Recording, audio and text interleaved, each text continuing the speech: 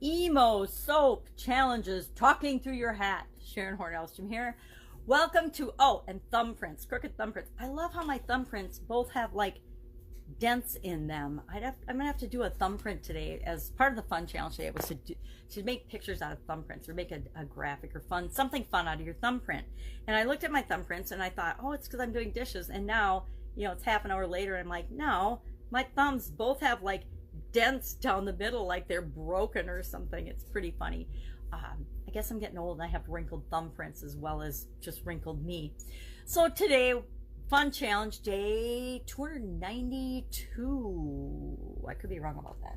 292. 292 of our 365 day do one fun thing every day challenge, because I wanted to have more fun this year, and it turns out it was a perfect year to have a fun challenge and do one fun thing every day, look for one fun thing to do every day, because 2020 has been one absolutely interesting, chaotic, and crazy year.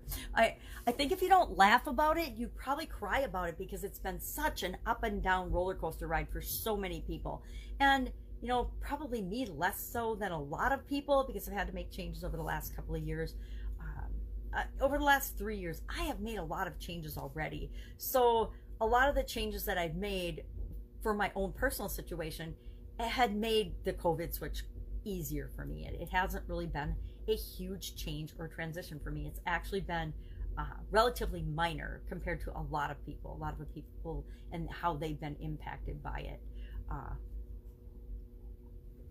So the fun challenge has been a good one to do, just so that at least once a day, I take a couple of minutes out and think about something fun and positive and happy, no matter what's going on in my life or in my world.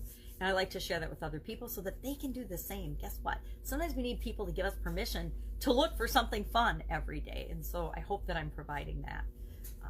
And that an opportunity for us to look at and think about. There's always, in any situation, no matter how weird it seems or dire or crazy or chaotic, there's always, it's the situation, right? And the situation is neither good or bad, positive or negative, good or evil, whatever or however you want to look at it. It is just what's happening right now, what the situation is right now. And it's how we interpret the situation that really matters, how we experience it that is going to make the difference to us. And guess what? It's what difference it makes to us that really matters. The difference it makes to anybody else, it doesn't really matter. Bottom line is, it matters how it impacts us. And how it impacts us is very much up to us to decide. We get to decide how things are going to impact us.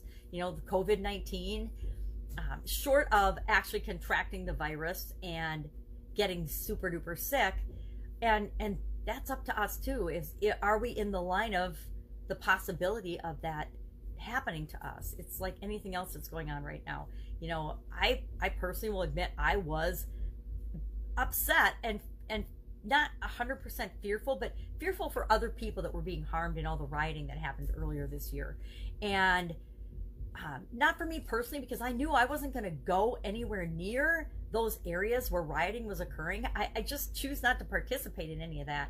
And so I wouldn't be involved or in an area that I needed to go. But there were people I love and care about that needed to go through and travel through those areas for work or for medical care or for whatever. And I was fearful for them, because sometimes people have to go into areas where there's a whole lot of crap going on that you don't want to see them get hurt during or because of.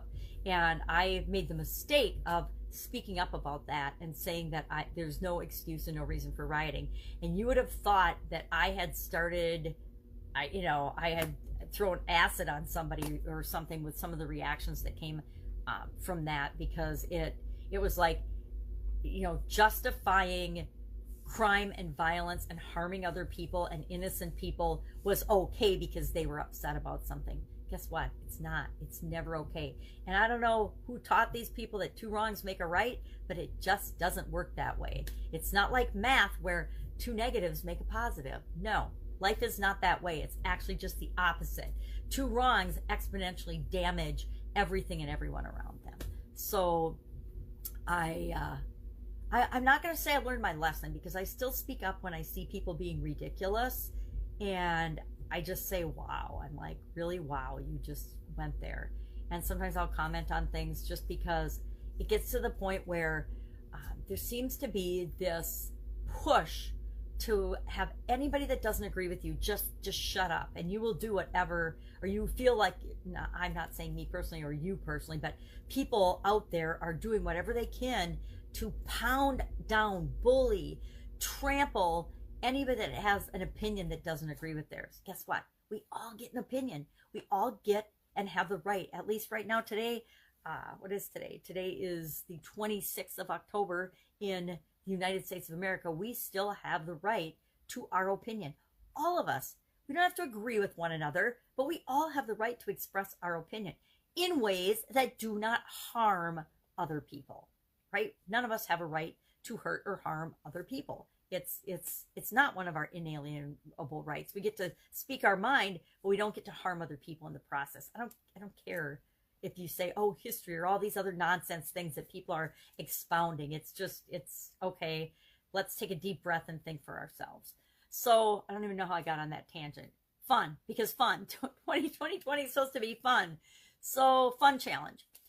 Get Up and Go challenge today was about emotions. Obviously, I'm getting emotions, and it was about emotional soap, going through the soap framework, using one of our emotions that we feel strongly. So I went through an example of fear, and I don't know what I was thinking. I thought I could share more than one tool, and I ended up not. I just talked through a couple of examples and said where they could find other emotions that I've gone through in previous Get Up and Go challenges if they want more help with this particular area and aspect of their life. But just talking about 4 tools in one day ended up being an 18-minute video. So I need to rethink that. I think I need to already abandon the idea that I was going to share a new tool for each of the S, O, A, and P for emotional, mental, spiritual, and contribution. It's just ridiculous. It's way too much to cover. So I think I'll just go back to, I'll pick one key tool a day and use that. So I think that's manageable. And to give an example of walkthrough, it's hard to walk through all 4 steps out loud in a 10-minute period, much less tools plus steps plus this is your action item for the day. So action item today was just to think about an emotion that you feel strongly about, rate it before you do this soap framework. So rate it on a scale of 1 to 10, 10 being I think about this all the time. So fear of something, or fear in general. How often do you feel fear? If you're feeling fear every day, then it's probably a 9 or a 10, and that's when you want to use the SOAP framework on. If you're feeling, you can do it positive or negative emotions. You could do it on love. If I'm feeling love every day at a 10, and I can run through the SOAP framework because I want to keep feeling more of that, right? So we want to go through this SOAP framework and put in processes and steps, and so that we have progress toward feeling more and more and more of that. With negative emotions like fear, doubt, worry, anxiety, frustration, anger, mistrust, any of those, judgment, any of those, we would want to go through the SOAP framework and have our number go down. We want to feel less of that. So say you want to feel more love, you're not feeling enough love, and so you rate it at a 3 at the beginning. If you go through the SOAP framework, you want to do things that will make it go up. So 4, 5, 6, 7, 8, 9, 10. Fear, I said, I gave an example of COVID-19, beginning of COVID-19, first hearing about it, fear, about an 8. Then I did a bunch of things, options, looked at my options, took action, and then put systems in place to keep me safe. Because I wanted to go from being afraid I would get COVID-19 to making sure that I'll stay healthy. So how do you fill that gap? The SOAP framework is all about filling the gap from where you are to where you want to be.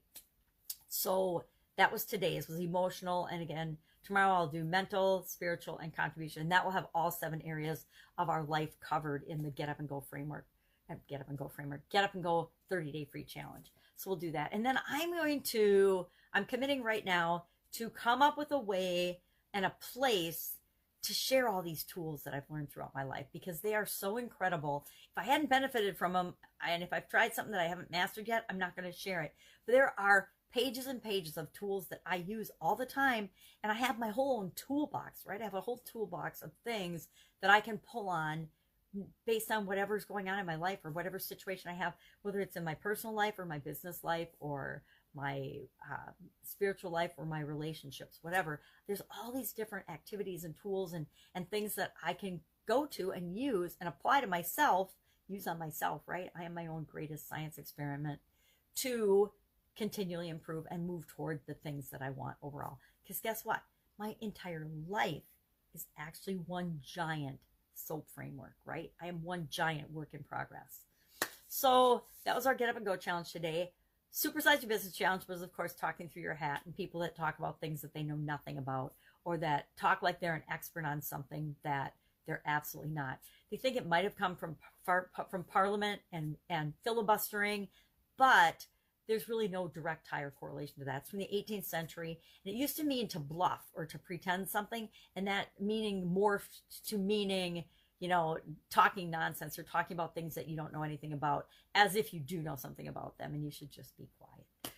It's a lot of that going on in the world right now with COVID and politics and a whole lot of things. And so I say be loving, love being, be you, and forget about the rest. As long as you're doing that and thinking for yourself, you'll be okay. So those are the main things I'm working on right now. Awesome Monday. Have an absolutely awesome day. If I can help you anyway, ask in the comments below. Get Up and Go challenge, Get Up and Go free challenge, day 26. But the recordings are always available on the Get Up and Go challenge page, not in order, of course, but in the free Get Up and Go challenge group. So you can join the private group, and they'll be there. They're in units, so you could go see the things in order. You can also search by topics, because I have shared some of the biggest lessons I've learned in a couple of different units. I think unit 2 and unit 5, and it could be unit 3 and 5. I don't remember, but I know 5 for sure, are just sharing life lessons that I've had over my last 60 years, things that I've learned the hard way. Most of those lessons have been very hard fought and hard learned. So I share brief videos about those in that unit section of the Get Up and Go challenge. All right, have an awesome day. I will be with you tomorrow. Day 1003 it'll be tomorrow, of documenting my journey as I transition from the brick and mortar world to the online world.